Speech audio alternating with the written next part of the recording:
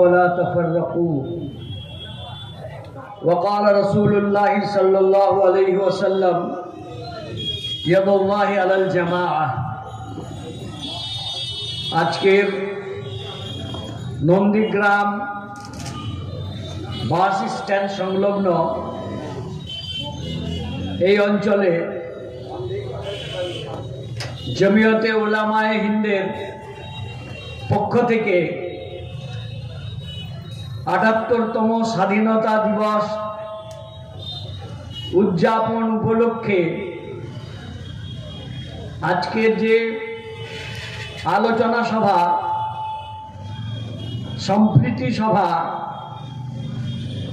এবং মত বিনিময় সভা, তাতে অংশগ্রহণ করে আমি এবং আপনারা সকলেই গর্বিত, আনন্দিত।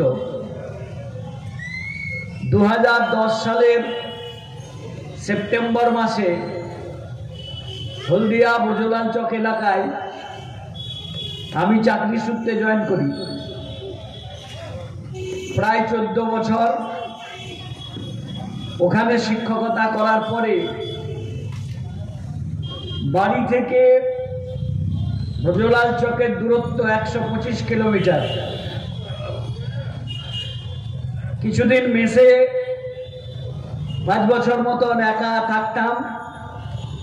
তারপরে দীঘাশিপুর মাদ্রাসার পিছনে ওই গ্রামে বাড়ি ভাড়া নিয়ে ৮-৯ বছর আছে। আমি নন্দীগ্রামের সূর্য সন্তান এবং পশ্চিমবঙ্গ ভূমি আন্দোলনের অগ্রণী নেতা মাওলানা সৈয়দ আব্দুস সামাদ সাহেবের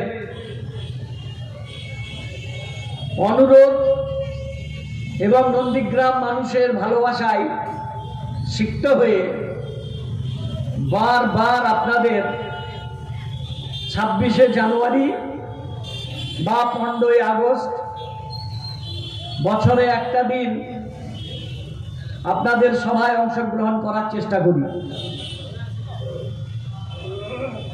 কিন্তু চাকরির বদলি বা ট্রান্সফারের জন্য আবেদন করেছিলাম। আমার আবেদন গৃহীত হয়েছে। হয়তো ১৫ থেকে ২০ দিনের মধ্যেই আমি বাড়ি থেকে ৯ কিলোমিটার ১০ কিলোমিটারের মধ্যে পোস্টিং পাবো, আমি চলে যাব। কিন্তু আমি মুর্শিদাবাদেও ৫ বছর চাকরি করেছিলাম, বহরমপুরের কাছাকাছি। হাজারদুয়ারি আমি কয়েকশো বার দেখেছি। হাজারদুয়ারির যারা সিকিউরিটি গার্ড ছিল তারাও আমাকে চিনত। বলতো, হুজুর অনেক রাত জেগে আপনার বক্তৃতা শুনেছি, যান আপনি ভেতরে চলে যান, মেশিন ডিটেক্টর নিয়ে আপনাকে আর সার্চ করতে হবে না, আপনি আমাদের চেনা মানুষ, যান ভেতরে। কিন্তু বছরে ১-২বার মুর্শিদাবাদ, নদিয়া এইসব এলাকায় না গেলে ওদেরও মনে কষ্ট হয়, আমারও মনে কষ্ট হয়। ৫ থেকে ৭টা বছর যাদের সাথে কাটিয়েছি, ১৪ বছর পূর্ব মেদিনীপুর জেলায় কাটিয়েছি। যোগাযোগ একটা থাকবে ইনশাআল্লাহ, যতদিন সুস্থ সবল সচল আছে আসার চেষ্টা করব। আল্লাহ পাক আমাকেও সৌভাগ্য দেন, সুযোগ দেন, আপনাদেরও সুস্থ রাখুন। আগামী দিনেও যেন আমাদের পথ চলা একসাথে হয়, হতে পারে, সেটা আল্লাহ পাকের ইচ্ছার উপরেই সব কিছু নির্ভরশীল। তবে ইচ্ছা রয়েছে বছরে একদিন অন্তত আপনাদের সাথে দেখা করার জন্য আসা যাওয়া থাকবে ইনশাআল্লাহ। পরবর্তী কথা, ভারতবর্ষ এবং এই উপমহাদেশ বিশেষ একটা ক্রান্তি লগ্নে দাঁড়িয়ে আছে। আমাদের দেশে যে লোকসভা ভোট হয়ে গেল, একটা ঐতিহাসিক ফলাফল। এটা বিশ্ব নিয়ন্ত্রণ মহান আল্লাহ পাকের পক্ষ থেকে যেন একটা বার্তা ছিল। এবং এই দেশে সংখ্যালঘু মানুষদের জন্য একটা সুরক্ষা কবচ স্বরূপ আল্লাহ একটা এমন ফলাফল করিয়েছেন যাতে বেশি ট্যাপ ফো করার কারো কোনো বিশেষ উপায় নেই। যিনি চেয়ারে বসে আছেন তার একটা ঠ্যাং ধরে বসে আছেন নীতিশ কুমার মানে পল্টি কুমার, আর একটা পা ধরে বসে আছেন চন্দ্রবাবু নাইডু। চন্দ্রবাবু নাইডু অত্যন্ত লিবারেল মানুষ, ধর্মনিরপেক্ষ মানুষ। উনি উনার রাজ্যে বিধানসভায় ক্ষমতায় এসেছেন, মুখ্যমন্ত্রী হয়েছেন। তার আগে যে ঘোষণাগুলো দিয়েছিলেন, আমি ক্ষমতায় এলে প্রত্যেকটা ব্লকে একটা করে ঈদগাহ করে দেব, মুসলমানদের চাকরিতে সংরক্ষণ দেব, সংখ্যালঘুদের উন্নয়ন করব আমি, এরকম প্রতিশ্রুতি দিয়ে তিনি ক্ষমতায় এসেছেন। অতএব তার কাঁধে ভর রেখে কেউ কামান ডাকতে পারবে বলে আমরা পুরোপুরি বিশ্বাস করি না। একটা ভারসাম্য লোকসভাতে প্রয়োজন ছিল, যেটা ভারতবর্ষের শান্তিপ্রিয় মানুষ, গণতন্ত্র প্রিয় মানুষ, এমনকি স্বয়ং সরসংঘ চালক RSS এর যিনি প্রধান মোহন ভাগবত পর্যন্ত মনে মনে নয় প্রকাশ্যে বলছেন রেজাল্ট যা হয়েছে ভালো হয়েছে। কেন? কিছু কিছু মানুষ নিজেকে আর মানুষ ভাবছিল না, তারা নিজেকে ভাবছিল আমি ভগবান। বলে পৃথিবীর সমস্ত 140 কোটি মানুষ তারা তাদের বাবা মায়ের মাধ্যমে বায়োলজিক্যাল ভাবে জন্ম নিয়েছেন, কিন্তু আমার মা মরে যাওয়ার পরে আমার মনে হলো আমি আমার মা বাপের সন্তান নয়, আমি ঈশ্বরের সন্তান। আমার মনে হয় ইনার উপযুক্ত জায়গা হলো রাঁচির পাগলাগারদ। মোহন ভাগবত পর্যন্ত বলল যে এই লোকটাকে জনগণ যদি শিক্ষা না দিত তাহলে নিজেকে ভগবান বলে প্রতিষ্ঠিত করত। এর স্লোগান কি? बोले जिसने भगवान राम को लाया तुम उसको कुर्सी में लाओ। भगवान राम के এনেছেন? হ্যাঁ, আরে ভগবান রাম তো 5000 বছর আগেকার মানুষ, আর ইনি তো এই 70-75 বছর আগেকার মানুষ। তিনি ভগবান রামকে নাকি এনেছেন, এ কি ভাষা? যারা স্বাধীন চিন্তা ভাবনা জ্ঞানী গুণী বুদ্ধিজীবী হিন্দু ধর্মের মানুষ, বৌদ্ধ ধর্মের মানুষ, জ্ঞানী গুণী, তারা সবাই জানে যে এই লোকটা, আমার গ্রামে একজন লোক ছিল, তার শ্বশুর বলতো ও সারাদিনে সব মিথ্যা কথা বলে, একটি সত্য কথা বলে। কেউ যদি জিজ্ঞাসা করে তোর আব্বার নাম কি, তখন নিজের বাপের নামটা বলে, মিথ্যা বলার উপায় নেই। এ সেটাও মিথ্যা বলে যে আমি আমার বাপের জন্ম নই। মানে 140 কোটি মানুষ তার বাবা মায়ের মাধ্যমে জন্ম নিয়েছে, আমি নন বায়োলজিক্যাল, মানে আমি আমার মায়ের পেটে জন্মাইনি, আমার বাবার ঔরসে জন্ম হয়নি, আমি ভগবান শম্ভুর মতন স্বয়ং উদ্ভূত হয়েছি, আমি নিজে নিজেই তৈরি হয়ে গেছি। পাগল, ক্ষমতার লোভে, দম্ভে, মদমত্ত হয়ে হাফ ম্যাড নয় ফুল ম্যাড মানুষও নিজের বাবাকে অস্বীকার করে না, ইনি সুযোগে তাও করে বসলেন। কেমন মানুষ? আমার বন্ধুরা, মালিকের ইচ্ছা ছিল যে এই দেশে ফ্যাসিবাদী চরম স্বৈরাচারী মানসিকতার লোককে অন্তত ব্রেক দিতে হবে, লাগাম দিতে হবে। তাই যিনি সব সময় 400 পার 400 পার 400 পার, দেখলাম 250 পারও হলো। দেখো, কোন ছেলে যদি তার বাবাকে বলে আমি এবারে জয়েন্ট এন্ট্রান্সে 400 পার 400 পার 400 পার, আর যদি 234 পার করে, বাবা খুশি হবে? সে ফার্স্ট বয় না সে থার্ড ক্লাস বয়? বাবা খুশি হবে না?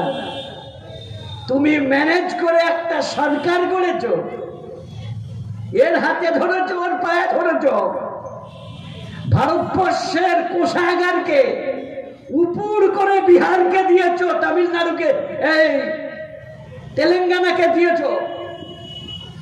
অন্ধ্রকে দিয়েছ, আর অন্যান্য রাজ্যগুলোকে কি দিয়েছ? বন্দে ভারত। ভারতবর্ষের 78 বছরে নয়, আরো আগের থেকে ভারতে রেল এসেছে। কোনদিন আমরা এমন রেল দেখিনি যে ইঞ্জিন গাড়ি চালাচ্ছেন ড্রাইভার, পাইলটের মাথায় ছাতা ধরা আছে। এই ছাতা ধরা রেল ড্রাইভার ইনার আমলেই আমরা দেখেছি। বন্দে ভারত নাকি বন্ধ ভারত করলেন উনি, যে পুরো ভারতবর্ষের লাইফ লাইন রেল ব্যবস্থাকে উনি কার হাতে তুলে দিলেন? এখন রেলের টিকিট কাটা মানে স্বর্গের টিকিট কাটা, জমালয়ের টিকিট কাটা, মৃত্যুর টিকিট কাটা। মানুষ এখন ভয়ে রেলে চাপতে ভয় পাচ্ছে, বলে বিমানে চাপবো, বিমানও আদানির হয়ে গেছে, বিমানও আদানির হয়ে গেছে, টাটার হয়ে গেছে। দেশের সম্পদ উনি রাখবেন না। রেল বিক গাই, তেল বিক গাই, বিকা হাওয়াই আড্ডা। ইমরান প্রতাপগড়ি বিখ্যাত সাংসদ, তার একটা লাইন কবিতা, রেল বিক গাই, তেল বিক গাই, বিকা হাওয়াই আড্ডা। হাওয়াই আড্ডা মানে विमानबंदर। सब कुछ बिकता देख के खुश है अपना जेपी नड्डा। जेपी नड्डा के सभापति এটা ছন্দ মিলানোর জন্যই বলেছে, আসল কিন্তু নাড্ডা নয়, আসল হচ্ছে গাড্ডা বাবু। হ্যাঁ, ওয়ান ম্যান, কোন টু ম্যান নয়। দেশের সিদ্ধান্ত একজন মানুষ নেন, 20,000 কোটি টাকা আদানি শেয়ার মার্কেটে খাচ্ছে, তার কোনো মালিক নাই। যে প্রশ্নটা রাহুল গান্ধী করছেন, জওহরলাল নেহরুকে আমরা দেখিনি, আমাদের বয়স অত হয়নি, 50-এর কোটায়। ইন্দিরা গান্ধীকে দেখেছি, রাজীব গান্ধীকে দেখেছি, নরসিংহ রাওকে দেখেছি, কিন্তু রাহুল গান্ধীকে আমার ব্যতিক্রম মনে হয়। এর নানাকেও ছাপিয়ে যেতে পারে। নেহরু ইন্দিরা গান্ধীর চাইতেও বলিষ্ঠ নেতা যদি কেউ তৈরি হয়, আগামী দিনে রাহুল গান্ধী তৈরি হবে। আপসহীন অকুতভয়। আমরা দেখেছি অনেককে অনেক নরম সিদ্ধান্ত নিতে। বিতর্কিত বাবরি মসজিদে কে তালা দিয়েছিল আমরা ইতিহাস জানি। কে তালা খুলে পূজার্চনা করার অনুমতি দিয়েছিল আমরা সেই ইতিহাসও জানি। কে মসজিদটাকে ভাঙলো, কার নেতৃত্বে ভাঙলো আমরা তাও জানি। কে রায় দিয়ে মসজিদটাকে রাতারাতি মন্দির করার নির্দেশ দিল, তার বিনিময়ে কি গিফট পেল আমরা তাও জানি, তাও জানি। কিন্তু এই রকম কঠিন পরিস্থিতিতে দাঁড়িয়ে রাহুল গান্ধী একমাত্র নেতা ছিলেন যিনি দেশের কেবলমাত্র উন্নয়ন নিয়ে এবং দুর্নীতি বিরোধিতা নিয়ে মানুষের কাছে ভোট চেয়েছেন। আমি রামকে এনেছি, আমাকে ভোট দাও। আমি ফুটো মন্দির বানিয়েছি, আমাকে ভোট দাও। ফুটো মন্দির যে এ যেখানে যা কিছু বানায় এর নামই আমি দিয়েছি ফুটো কোম্পানি লিমিটেড। এই সরকারটা হলো ফুটো কোম্পানি লিমিটেডের সরকার। বিমানবন্দরে জল পড়ে ফুটো হয়ে, রেলের ছাদ দিয়ে জল পড়ে ড্রাইভারের কেবিনে ফুটো হয়ে, হাজার হাজার কোটি টাকা দিয়ে মন্দির তৈরি করলো, সেটাও ফুটো। পার্লামেন্ট তৈরি করেছে 20,000 কোটি টাকা দিয়ে। কত কোটি? কোভিড কালে।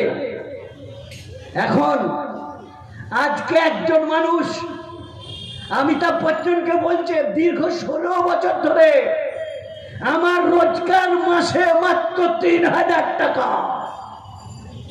মানে ডেলি 100 টাকা। ক টাকা কেজি চাল? সবচেয়ে ন্যূনতম দাম হলো 35 থেকে 40 টাকা। 40 টাকার নিচে কোনো চাল পাবেন না। একটু ভালো চাল, রেশনের চাল 30 টাকায় পাবেন, 25 টাকায় পেয়ে যেতে পারেন। 35 টাকা, 40 টাকা কেজি চাল। একটা ফ্যামিলিতে মিনিমাম 1.5 কিলো চাল লাগে 3 বেলা খেতে গেলে। 60 টাকা চাল কিনতে চলে যায়। আলু 40 টাকা, আলু 40 টাকা। হাফ কেজি আলু নিলে 20 টাকা। ওষুধের পয়সা নেই, জুতো কেনার পয়সা নেই, জামা কেনার পয়সা নেই। বিলাস বাসন অনেক দূরের কথা।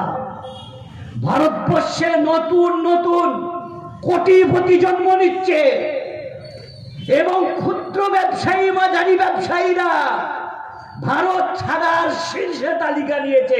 তারা দেশ ছেড়ে বিদেশে চলে যাচ্ছে কেন? দুটো রাঘব বোয়াল পুষেছেন আমাদের মাননীয় প্রধানমন্ত্রী, যশস্বী প্রধানমন্ত্রী।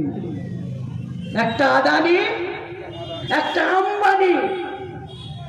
আম্বানি তার বেটা একটা জলহস্তির বিয়ে দিল 100 কোটি টাকা দিয়ে।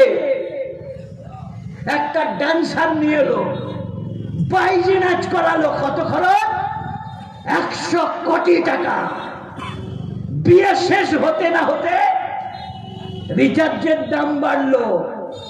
ন্যূনতম রিচার্জ ছিল 179 টাকা, সেটা হলো 199 টাকা। অনলি কল আর 2 GB ডেটা, 28 দিনে মাস। পৃথিবীর কোথাও 28 দিনে মাস হয় না। আদানি শেখালো, আম্বানি শেখালো, এয়ারটেল শেখালো 28 দিনে মাস। 13 মাসে বছর হয় আমাদের দেশে। কার সৌজন্যে? মাননীয় যশস্বী প্রধানমন্ত্রীর সৌজন্যে। 200 টাকা যদি মিনিমাম মোবাইল চালাতে লাগে, তাহলে 3000-এর 200 টাকা মোবাইলে চলে যায়।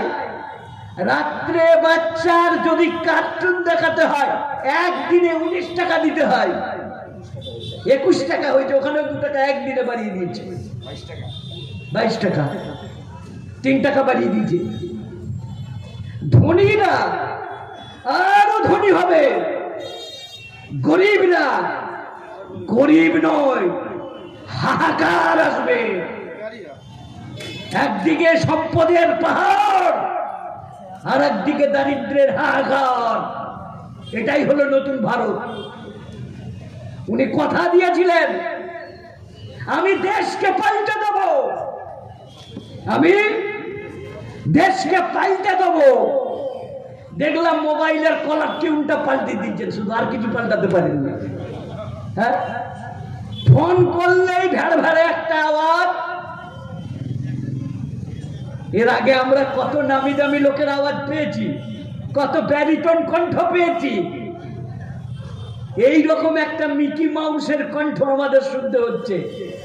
প্রত্যেকটা রিং এর আগে বাজছে, প্রত্যেক নেটওয়ার্কে, যে স্বাধীনতার 78 বছর আপনারা হর্ষ ও উল্লাসের সঙ্গে উদযাপন করুন। আমরা তো করছি, আমরা তো 78 বছর ধরে করছি। তোমরা 52 বছর পরে শুরু করেছো পালন করতে, আমাদেরকে শেখাতে এসো না।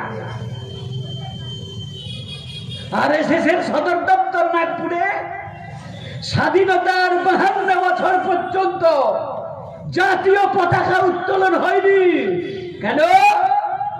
এরা এই পতাকা বিশ্বাস করে না, এই সংবিধানকে বিশ্বাস করে না। যদি বাই চান্স 400 পার হতো, তাহলে সংবিধান কাকে বলে আপনাদেরকে গুলিয়ে গুলিয়ে খাওয়ানো হতো। 1 লাখ তন্ত্র কাকে বলে? আমার বন্ধুরা, আজকে মাননীয় প্রধানমন্ত্রী লালকেল্লা থেকে ভাষণ দিচ্ছেন। বাংলাদেশের সংখ্যালঘুদের নিয়ে আমি উদ্বিগ্ন, গোটা পৃথিবী উদ্বিগ্ন ভারতের সংখ্যালঘুদের নিয়ে। তোমার সবচেয়ে বন্ধু দেশ, শত্রু দেশ নয়, আমেরিকা, তাদের বিদেশ দপ্তর বলছে ভারতবর্ষে সংখ্যালঘুরা সুরক্ষিত নয়। পেন্টাগন বলছে, আর আমরা দেখছি তো সুরক্ষিত নয়। ইনি ক্ষমতায় যেদিন থেকে এসেছেন,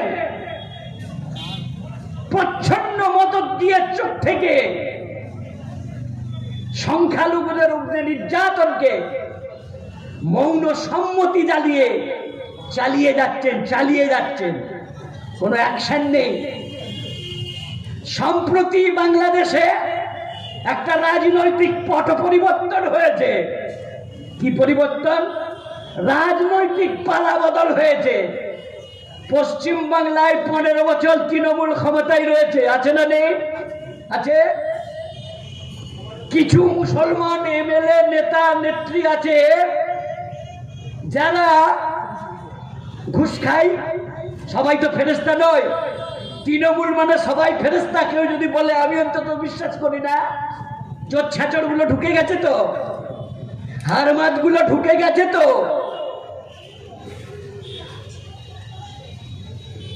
আর এরা যারা হারমাদ নয় তারাও সবাই ফেরেশতা, আমি এ কথা ভাবি না।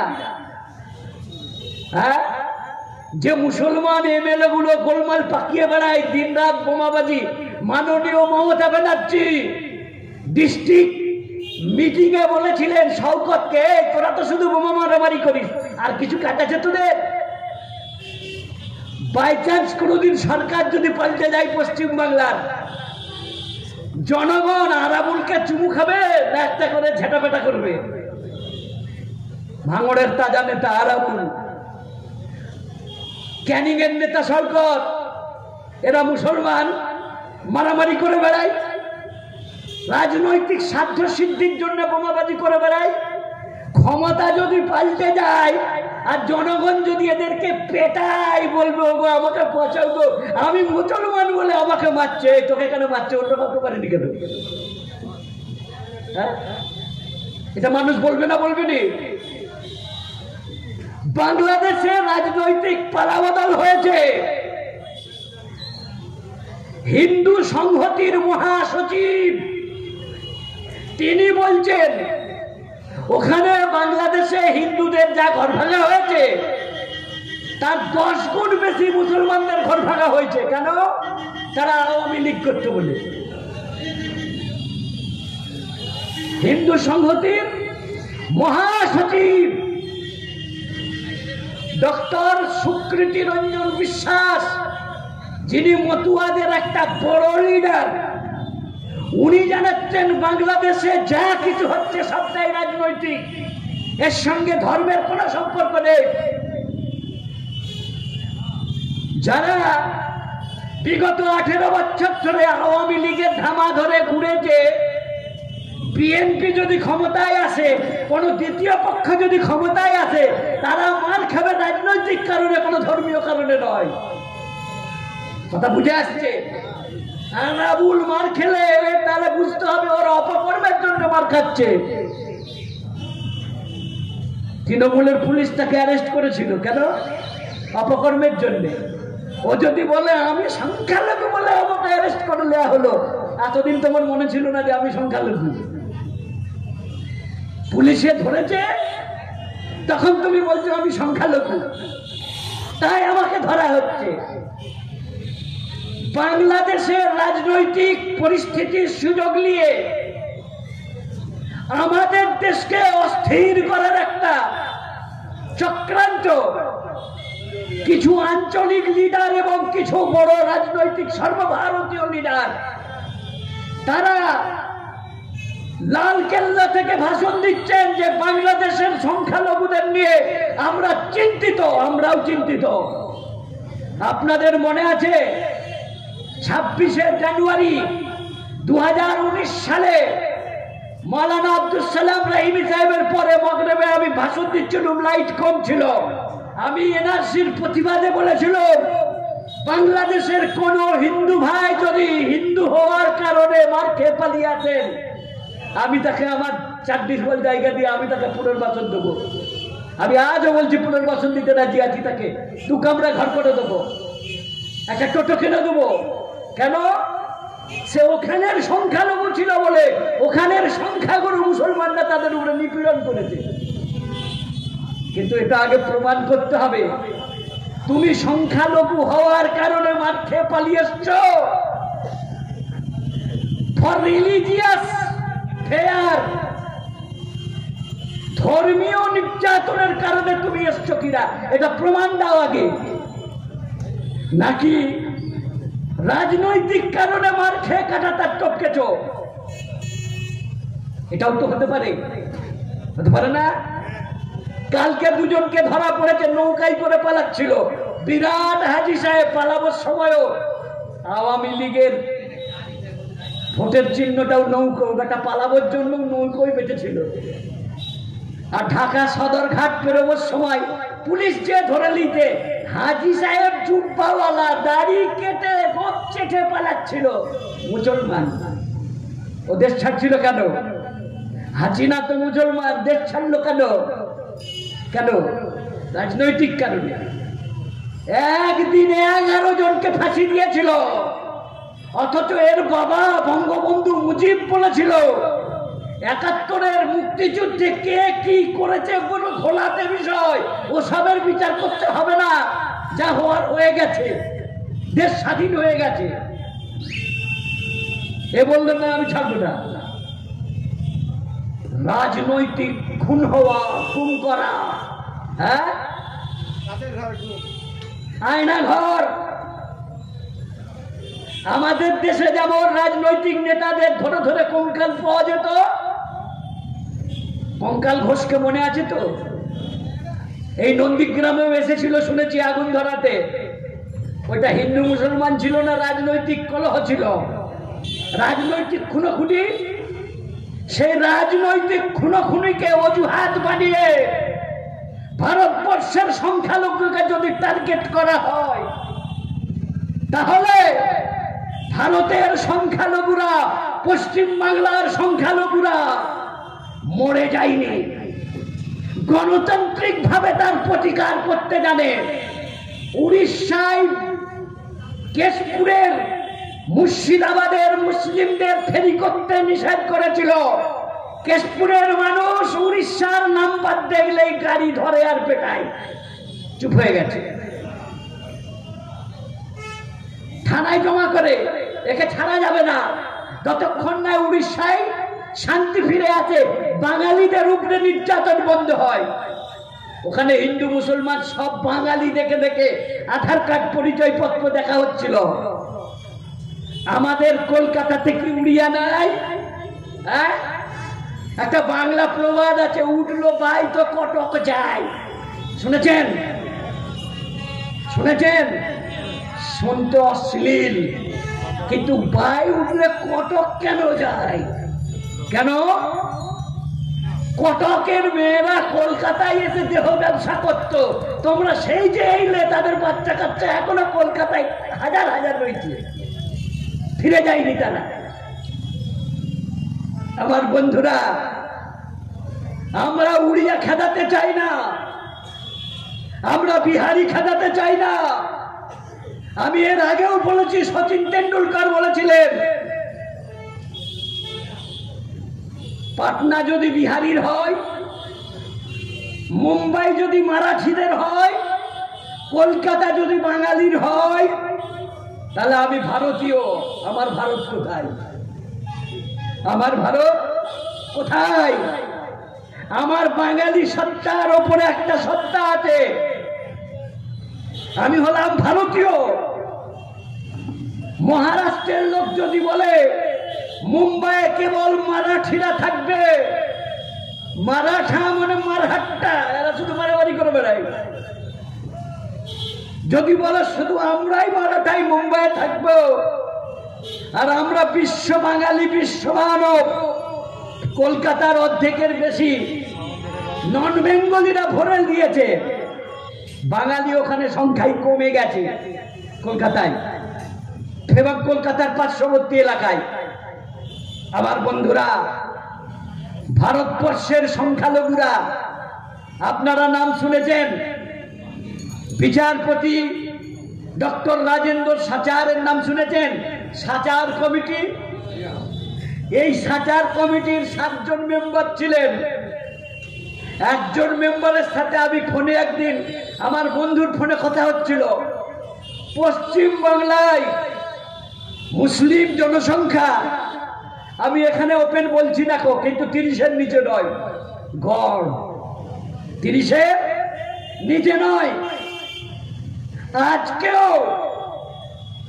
কলকাতাতে দাঁড়িয়ে যে রাজনৈতিক সামাজিক আন্দোলন হচ্ছে, সেই আন্দোলনে দাঁড়িয়ে নন্দীগ্রামের কলঙ্ক, নন্দীগ্রামের লোডশেডিং বিধায়ক বলছে আজি করে রাত্রেবেলা তাণ্ডব চালিয়েছে মুসলমান শান্তি বাহিনীরা। কত বড় বদমাস, কত বড় নেককারজনক এই বিরোধী দলনেতা, বলে শান্তি বাহিনী একটা সম্প্রদায়, তারা আজি করে রাত্রে ঝামেলা পাকিয়েছে। সব জায়গায় মুসলমানদের ভূত দেখে, আজি করে গোলমাল পাকিয়েছে কারা? আজি করে যে আদি গোলমাল, যেটা মূল বিচার্য বিষয়, আমাদের কোনো আপত্তি নেই। 18 বছরে নয়, 18 দিনের মাথায় ফাঁসি দেওয়া হোক, 18 দিনের মাথায় ফাঁসি দেওয়া হোক। এবং শুধু ওই মাতাল সঞ্জয়কে নয়, ওর পুরো গ্যাং কারা আছে তাদেরকে বের করে তাদের শাস্তির আন্ডারে আনা হোক। কথা বুঝতে পারছেন? একটা মানুষের পক্ষে এত বড় দুষ্কর্ম করা কখনোই সম্ভব নয়।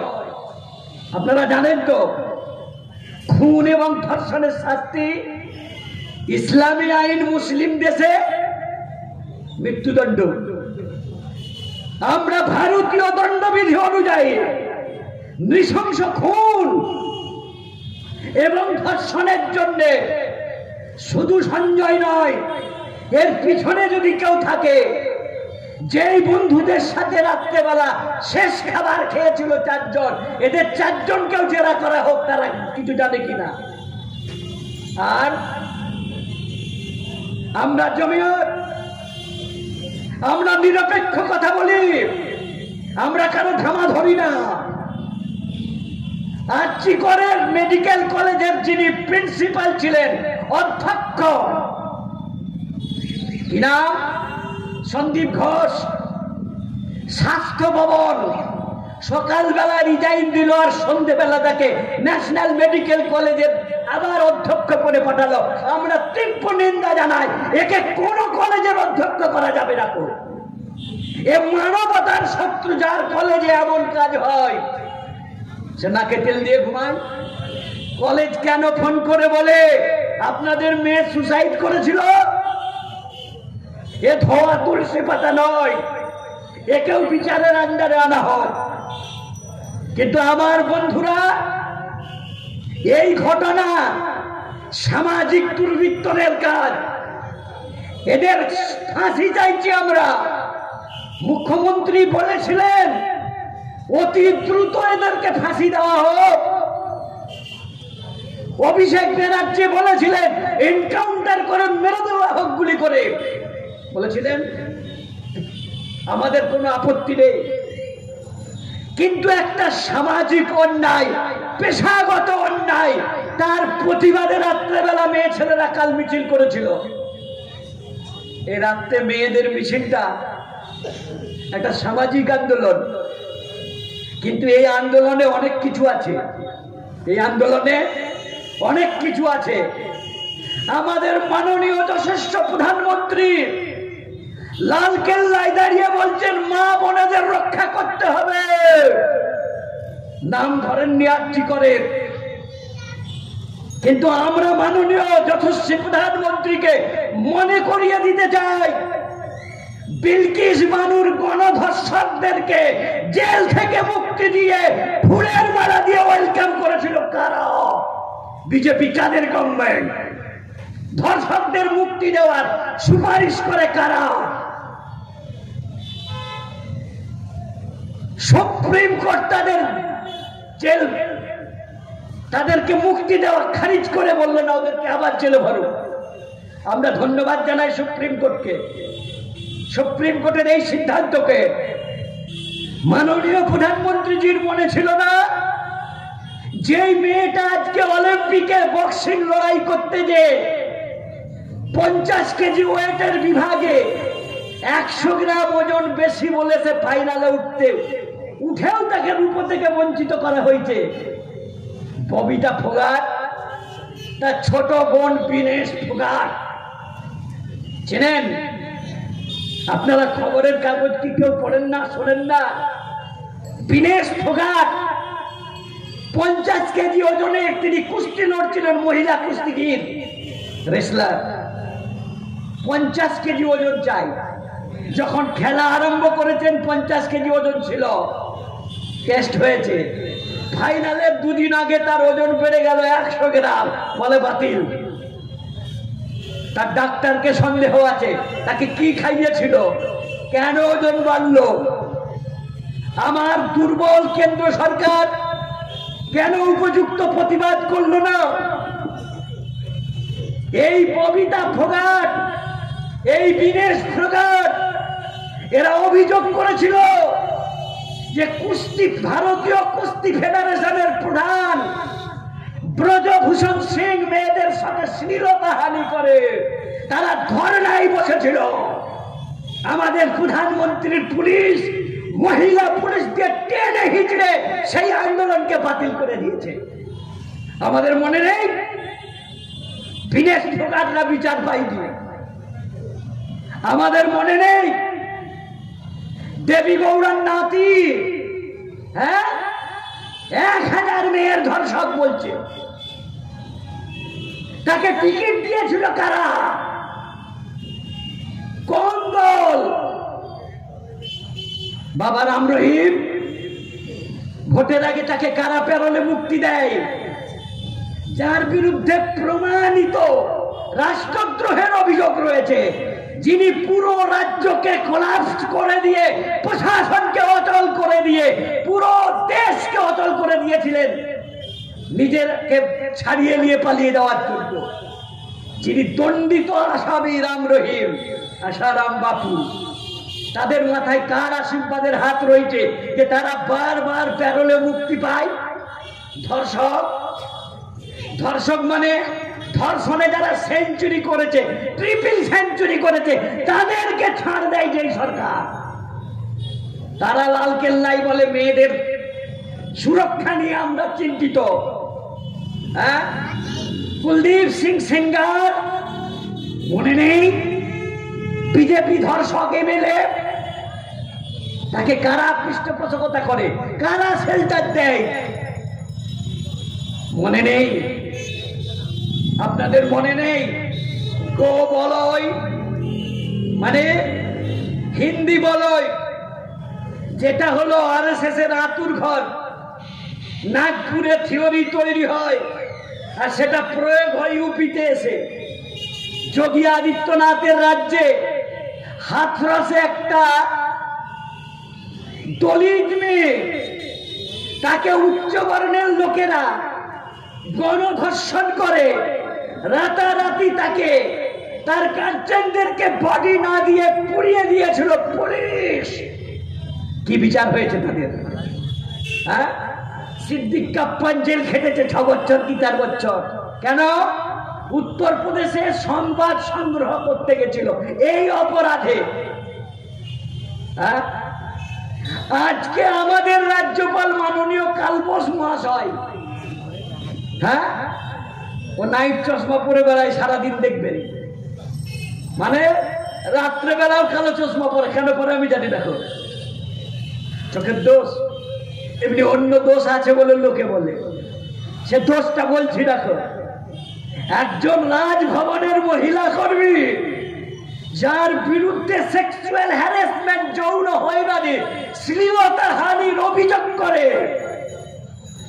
সেই মহিলা সুপ্রিম কোর্টে বিচার চেয়েছে যে কেন্দ্র সরকার সাংবিধানিক সুরক্ষা কবচ দিয়ে রেখেছে এই লোকটাকে, নাহলে এই লোকটার জেল জরিমানা হওয়া উচিত। কে তাদেরকে প্রোটেকশন দিচ্ছে? মাননীয় প্রধানমন্ত্রী, যশস্বী প্রধানমন্ত্রী, তিনি প্রোটেকশন দিচ্ছেন তাদেরকে। রাজ্যপালের পদে থাকে কি করে এরকম একটা অপদার্থ? তিনি আজ বেরিয়েছেন, আমি মেয়েদের নিরাপত্তা দিতে বেরিয়েছি, বুঝলেন? তিনি আজ নিরাপত্তা দিতে বেরিয়েছেন। তবে রাত্রি 11:30টার পরে মেয়েরা যখন কালকে সব বললো রাস্তা দখল করো মেয়েরা, রাস্তা দখল করো মেয়েরা, আমার খুব আতঙ্ক হয়েছিল। এই বোকা মেয়েগুলোকে বার করে ফাঁকা ফ্ল্যাটে নিয়ে যে কেউ লেলিন না পাঠ করিয়ে দেয়। একটা টাইমস আছে রাজনৈতিক নেতাদের, ফাঁকা ফ্ল্যাটে লেলিন পাঠ করানো হচ্ছে। মানে বাম বুদ্ধিজীবীদেরকে আমি অপমান করছি না, কিন্তু 30 বছর ক্ষমতায় যারা ছিলেন তারা এইরকম বহু কেলেঙ্কারিতে, কালকে বলেছেন কঙ্কাল ঘোষ যে আমি মুখ খুললে মহাভারত অশুদ্ধ হয়ে যাবে, আমাকে কেউ ঘাটিও না গো, আমাকে কেউ ঘাটিও না গো। রাত্রি 12টার সময় মেয়ে ছেলেরা রাস্তা দখল করবে, তা প্রতীকী একদিনের জন্য ঠিক আছে, কিন্তু মেয়েদের জন্য রাত নিরাপদ নয়। আমি এর আগেও বলেছি, আজও বলছি আপনাদের সামনে লাইভে। জার্মান চ্যান্সেলর ছিলেন মার্কেল অ্যাঞ্জেলা, আমেরিকার রাষ্ট্রপতি ছিলেন জর্জ জুনিয়র বুশ। সাংবাদিক সম্মেলন করছেন জার্মান চ্যান্সেলর লেডি বুশ, যে তার পিছে এমন হাত দিল, তিনি আটকে উঠলেন যে একজন পুরুষ